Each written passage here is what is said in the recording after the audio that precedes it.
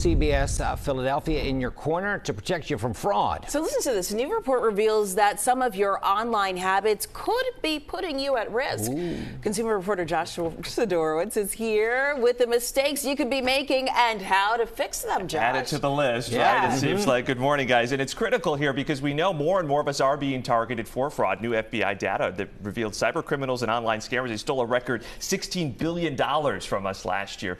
The good news is there's some easy changes could make a big difference. But first, how many of these mistakes are you guilty of making here? Let's go through some of them. AARP found most Americans, 64%, do reuse those same passwords across multiple accounts. Give me the side eye over here. Yeah, because a hack on one does put all of those other accounts at risk. About half say they've downloaded unverified apps or taken one of those seemingly harmless social media quizzes.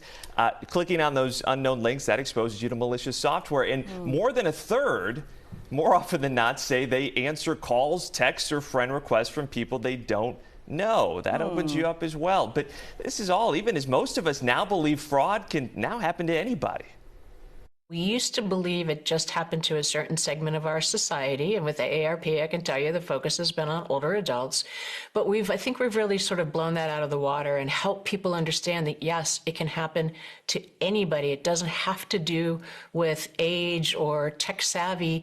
Well, you don't have to be tech savvy to protect yourself either. One of the biggest things you can do is update those passwords. And while you're at it, she says, look into using one of those password managers. Those are programs that are designed to help you create and manage all of your different passwords, and then they keep them all in one secure encrypted database. Also, setting up multi-factor authentication on every app that offers it. That adds that extra layer like a text or an email verification to that login process. Good news, though, most of us now recognize fraud can happen to anyone, but they did find most people still don't report it if it does happen to them. And that's a critical part in trying to combat it, right? That people need to know about it, and then they need to be able to investigate it if they can. Yeah. Good point. Good point. All right. I know a lot of people guilty of those mistakes. Thank you, Josh. Those password managers will save your life, though. Yeah. Well, you can contact Josh two ways. You can email him in your corner at cbs.com or scan the QR code on your screen. That will take you directly to his contact page as well.